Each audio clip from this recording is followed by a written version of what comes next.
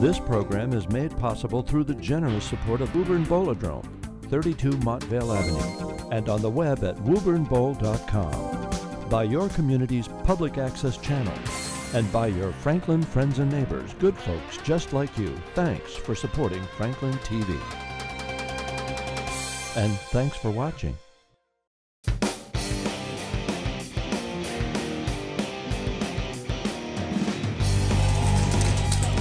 Semi-final showdown here on Candlepin New Generation. Brian is at my right. I am at my center, and contestants are to the left and right of me. So now that you know the scene, we're in Woburn, Massachusetts, and we've got a great matchup for you all at home. Should be exciting semis. Ton of veterans bowling in this match. Do you want to take the first interview this time, Brian?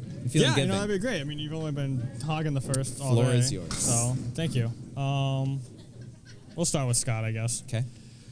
Scott, going to the semis, you know your competition. We're bowling against them for a while. Give me a little scouting report. What do you got to do to take them down? Try to get them nervous by getting spares and strikes. So you like to throw marks to get him off his game? Oh, yeah. I mean, people say don't poke the bear, so I don't want to care about that. Oh, that's like the Boston Bruins then. Just start talking, talk smack and get into his head a little bit.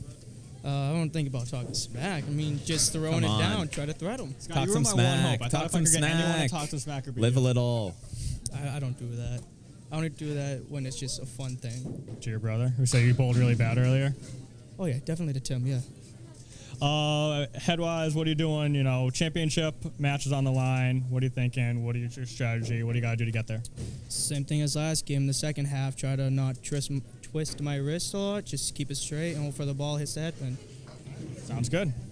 Alana, what's going on? How we doing? Pretty good. And you were excited to get the semis going. What do you got to do to get the championship? Just keep bowling like last match. There were two good bowlers, and we're going to have to mark a lot. So tell me more about these guys. You've been bowling against them for a while as well. You know, a lot of veterans up here. All veterans. What do you think about the matchup? It'll be a hard match. They're definitely good bowlers. Good, just nothing but good words over here. And you know how we feel about compliments. Yeah, we hate them. So let's head over to our side. I'll start with you, Nate. Nate, you've been on the show for years now. What does that bring to the table for you? A lot of experience. Experience to me is kind of what really gets me through the matches. Consistency right now is what's going to win this game. It's not something that where someone throws one big game and just drops down to like an 80 or something like that. Consistency is the key here. So box in, box out. You're just going to try to keep hitting those objects? Yep. Is that like wax on, wax off? Box in, box out, wax on, wax off. We'll make a Candlepin New Generation movie one of these days, yeah. Feature film. I like it. Nate, you've been around all these bowlers for years now. How do you assess this matchup? I just want to bowl my game and motivate my partner to bowl her best game. So we'll see. It's going to be a war. It's going to be a war. Well, you're going into that war with Olivia. Olivia, how are you feeling? You've been on the show a few times now. I'm good, yeah. You come from a center. You're usually the only one from your center. I know you've got a lot of friendships through this. Are any of them here? Are they potential enemies? What's going on? No, I'm friends with pretty much everyone here. Boo. Yeah, I know, right? But we'll try to make this work. You've got a ton of experience. How does that affect you up there at the lane? I get nervous, but I still try and bowl my best game when I can, and if I don't get it, then I try harder next time. All right, so everyone's trying hard. They're giving us a lot of good sportsmanship so far, but I think that once they throw that first ball, all bets are off. Gloves come on. The claws come out, yeah. I agree. All right, so let's see the gloves come off and the claws come out right now. And we are ready to start our match here on Candlepin New Generation. Olivia is up first. She's in the black. Go get him, Olivia. And Olivia, without the cameras rolling, mistakenly tossed her first ball, in which she threw a hammer. She drops another hammer.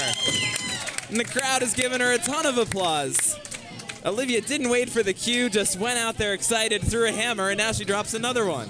Now, how bad will it be if she throws the triple? I know, that's all I'm thinking. So a great start for Olivia Jones. Goes by the nickname of Liv. Yep. Very original. She goes up against Alana, who does not go by the nickname of Lana. Or Al.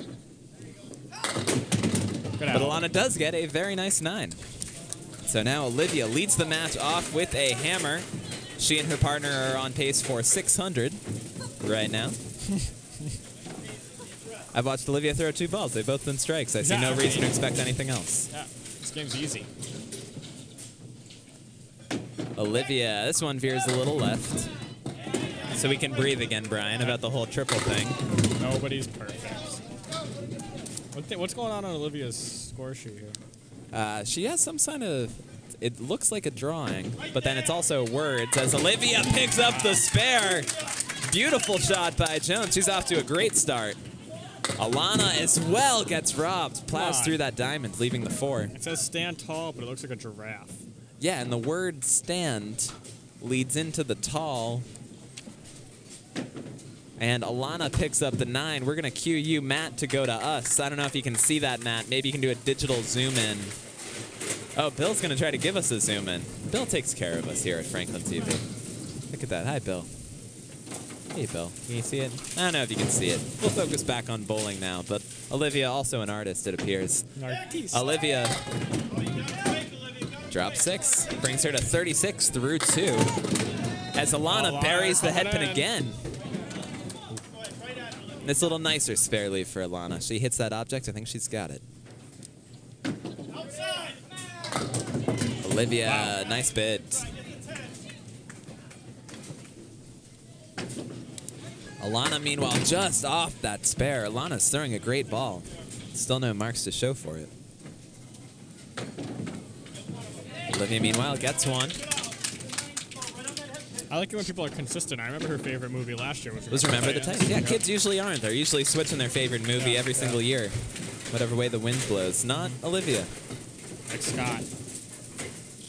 Got to change his movie up. Well, I saw it last. Yeah, Fate of the Furious. I haven't seen it yet. Spoiler alert. I've watched like half of Fast and the Furious 6 or something like that. Wasn't impressed. 7's awesome. Is it? It is. That's got the See You Again song, right?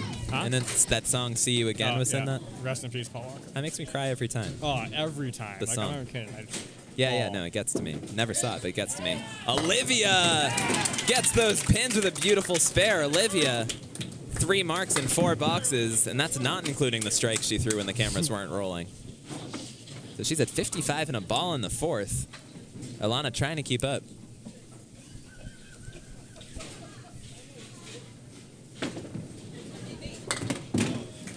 Brian's begging me for some nachos, courtesy of Jess. Yeah, how can I say no, Jess? How can I say no? Here's to Woburn Bowladrome. I'm sorry, Brian. That's good sounds right there, Brian. Bill loves hearing this in his ear. No one more professional than us, Well, Brian. I put the microphone up because I tried to be. I don't have time for that. I've got a match to call as Olivia's off the head pin, but she drops 7. I'm still chewing, Brian. I'm still chewing. That's a good nacho. I've never had a bad nacho. It Now killed that I me think like of a it. popcorn a couple weeks That's ago. true, yeah, not joking. Olivia going for her 4th mark. On it. Olivia's What a not shot joking. by Olivia. An enormous first half by Olivia Jones. 72 and a ball through 5. She's got a high single of 142. She might put that in jeopardy. Alana, meanwhile, has thrown a solid ball all half, just hasn't quite carried the last one. She'll finish at 44 through 5. So a 28-pin lead Olivia builds up through just 5 boxes. It's not often, I feel like, that Nate gets a 28-pin lead. Nate has been and he doesn't need a 28-pin lead very often. Absolutely true. Nate has been a hard luck runner-up in a few matches in his past. He's always pinned well. Sometimes he hasn't carried that extra pin. We'll have to see if this is this year. Holds Nate. Nate is now 15. Seems young. Nate picks up a spare. He and Olivia putting on a clinic. So first year in this age group. This is his first year in the oldest, yes. Scott with an excellent try. So hard to go up there facing a 28-pin deficit before you've even thrown a ball. Yeah. Scott's someone who can string a lot of marks together. He picks up a nice 10, 3 balls all in their object's pin. Nate lists that he is a 6-time Mass State champion and a 4-time international champion. He lists his favorite TV show as NHL. Not a TV show. Not a TV show. This is a TV show, though. He's dominating in a nice 6 there. Yeah, how come this has been no one's favorite TV show? Yeah, come on, kids. What are you watching these days? Of course, this might be a good transition. Another mark! Nate Fontaine and his partner Olivia Jones have thrown marks in 6 of their first 7 boxes. Not counting her strike that didn't count. Not counting her strike.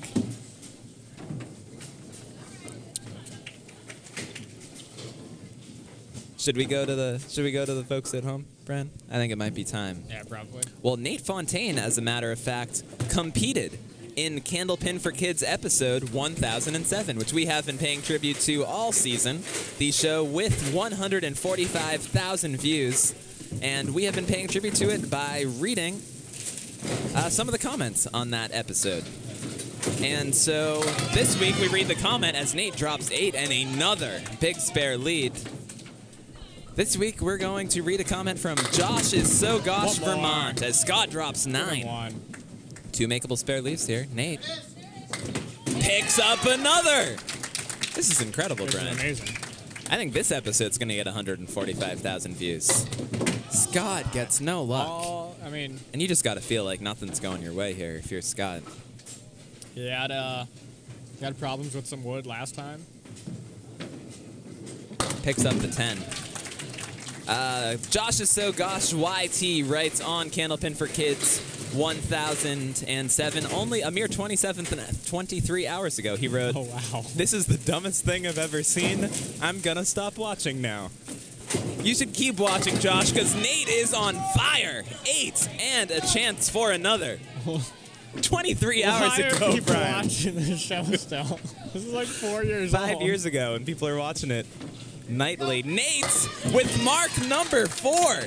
He is at 62 and a ball through 4. I'll start calling him Nate at night. I don't know why. It's daytime, Brian. Actually, who knows what time it is when you're watching, folks, because we are on demand on the YouTube. Are we? Oh. We got YouTube to come down and film this? YouTube's filming this alongside the fine folks at FranklinTV, which is a terrific segue into segues today. our FranklinTV crew member of the week. This week, we could ride.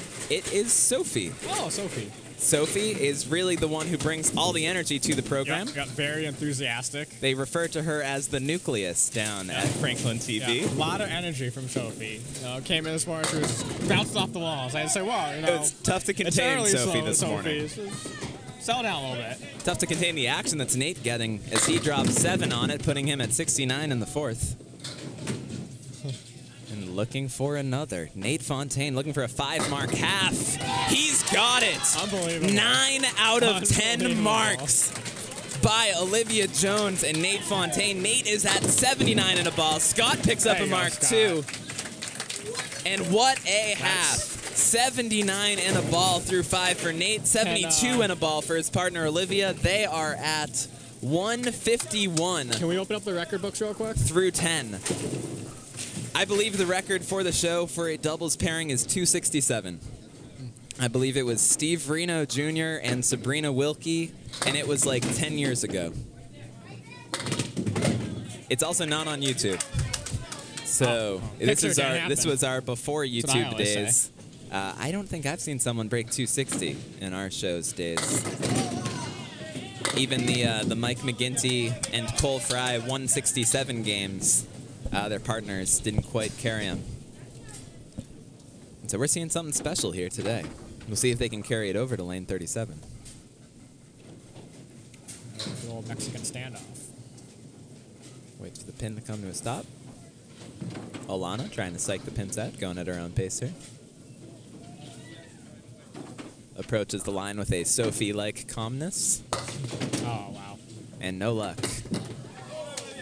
Tough 7 for Olivia there. She breaks a streak of 7 consecutive marks by her and her partner. Olivia's throwing another ball. Oh, no, she's not. Yep. She's buffing us, busting us. So now, as a bowler, I always found it so tricky to try to keep that type of streak going. You don't want to sit down when you've thrown a ton in a row. And so now we'll see if Olivia is able to reset. She's at 83 through 6 as Alana buries the headpin. Split City. Olivia a little off. She's looking at a 4 horseman, which has gone once today, I will remind you. Yeah, so's you. And by today, I mean the last 9 weeks.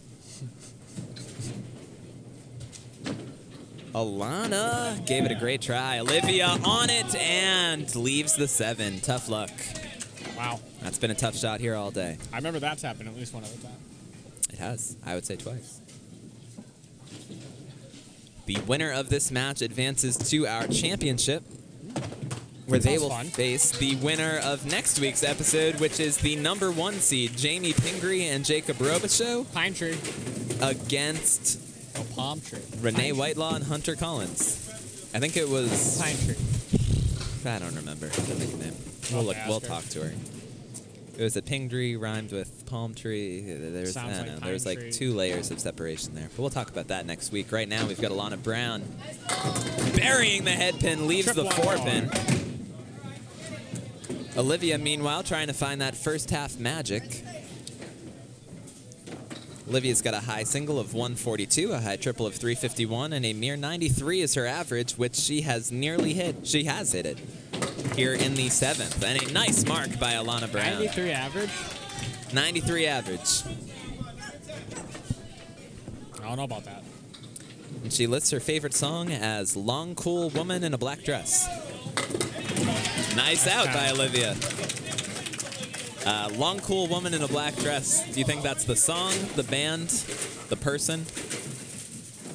I think it is the song. Bill says it's a song. Song? He told us the artist, but I have no clue what he was talking about. It seems like he's just mouthing gibberish over there. The Hollies? It's not worth their time to try to figure it out, Brian. Olivia leaves the diamond. The Hollies? Yeah. Oh, yeah, famous band right there, the Hollies. One of Bill's favorites, apparently. Bill and Olivia can talk about this offset as Olivia tries to pull off this diamond. Oh, goes straight through. Alana, meanwhile, looking for the out. What's Alana's favorite song? I don't know. Where the Black Top Ends. Keith Urban. I know Alana is a country fan. Every year, she and the Academy Lanes crew goes up to Canada. I DJ a dance for them. Alana always requests a country song. Do you ever play it? I don't. Billy does. Her favorite bowler is Jonathan Boudreaux.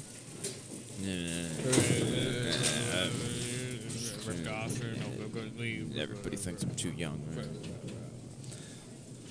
Alana with 83 in the 9th.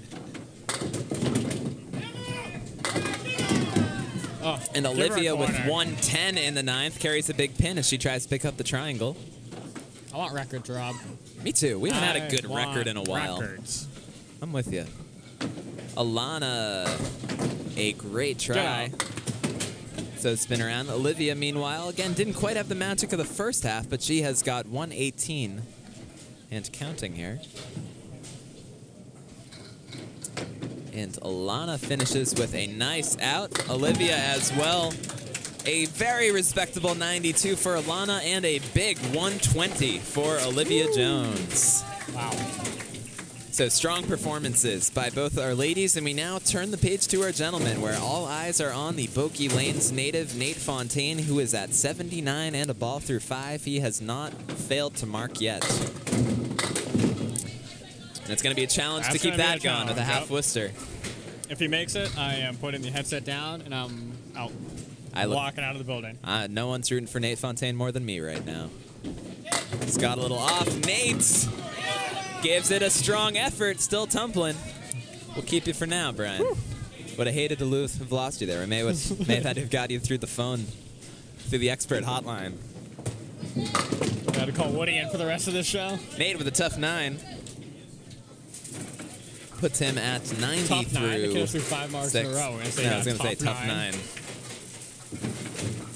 And this has been a brutal match for Scott Douglas. It's tough when you take the lane facing a 28-pin deficit, and then you get it at the end here, knowing it's out of reach. But you got to give Scott credit for putting his head down, trudging through this, putting some marks together.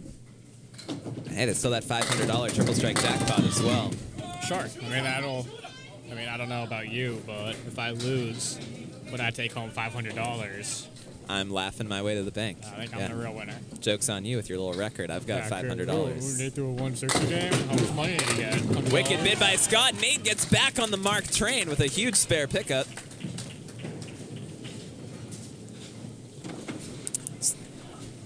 Jess asks, what's the record? I think we've just got to keep saying 267, Brian. If we say 267 enough, it's going to be true. What are we saying for 1? 167. That I can look up. Yeah. Pop over to the YouTube sphere. This is great. Scott Stalin can't knock out of that Candlepin for Kids 1007. Listen, I've called Scott some mean things, but Stalin hasn't been one of them. Stalling. Oh, Stalling. My fault. Let's see here. Candlepin for Kids, episode 1013, featured Cole Fry. It has 13,000 views, Brian. How about that? Look at us. I mean, these comments really mean, too. It's almost like we're a legitimate program. Oh, what a great scoreboard back in the day. Eat your heart out, Pete. You watch a lot of Eiffel 65? I'm a huge Eiffel 65 fan, Brian. 167 is the high single shown in the show history. Scott puts up hammer number 1. 2 away. Money. 267 for doubles. Nate, meanwhile, puts a nice little charge into that.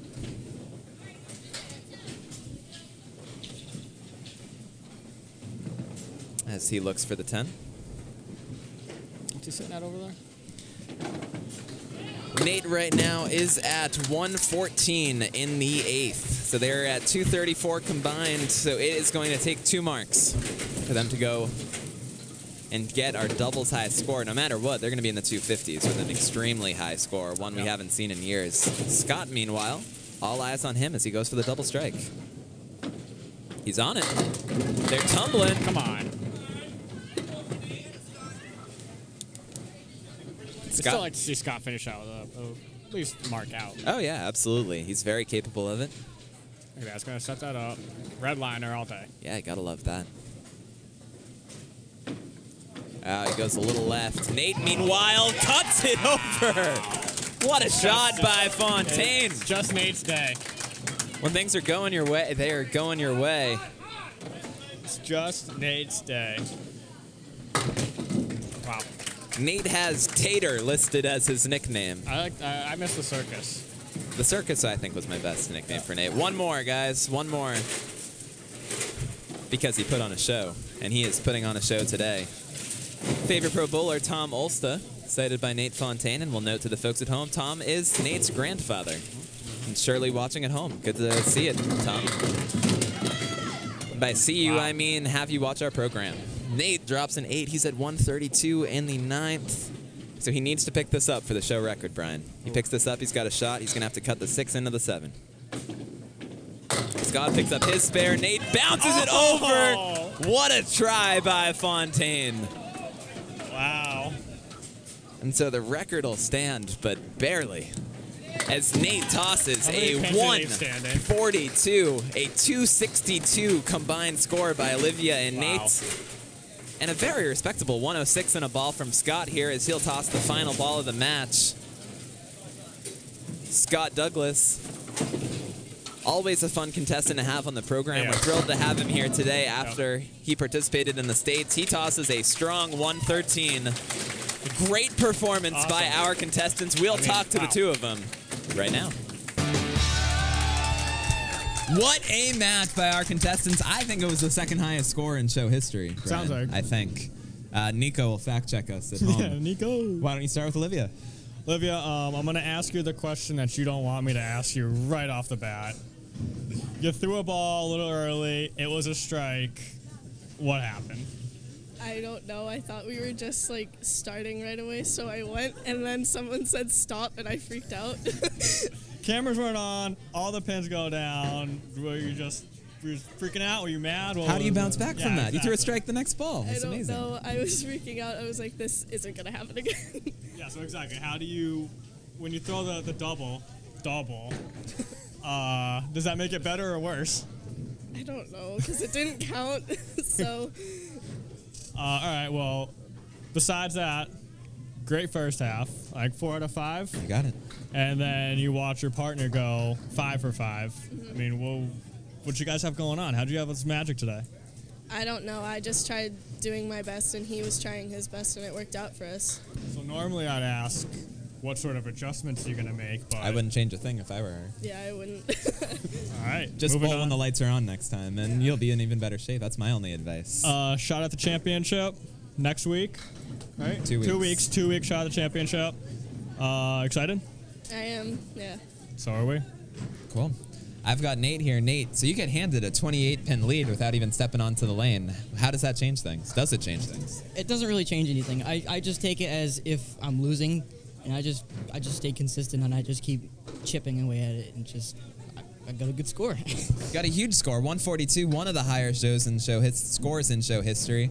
And what impressed me is you did it mostly through spares. How is that second ball, that consistency, a part of your game? You know, every time I've been on the show, it's just I've always been accurate. I've always picked up singles. You know, a couple of years ago when the Canada kids came down, you know, 135 when I'm 10 years old, Boston Globe, all that. You know, I'm just staying consistent, pick my pins, and see what happens. So when the pressure of the match is off, do you still feel the pressure to try to put up the biggest score you can? Do you feel like something special is going on as you guys are putting this big string together? I don't feel anything special. I just think that pressure changes everything, no matter how good you bowl.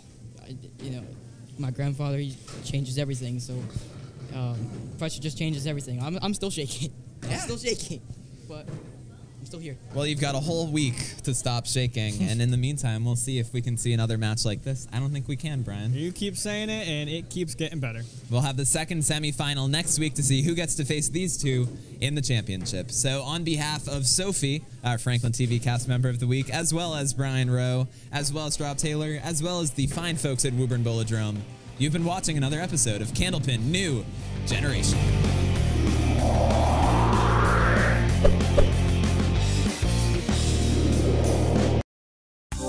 This program is made possible through the generous support of Woburn Bowladrome, 32 Montvale Avenue, and on the web at woburnbowl.com, by your community's public access channel, and by your Franklin friends and neighbors, good folks just like you. Thanks for supporting Franklin TV.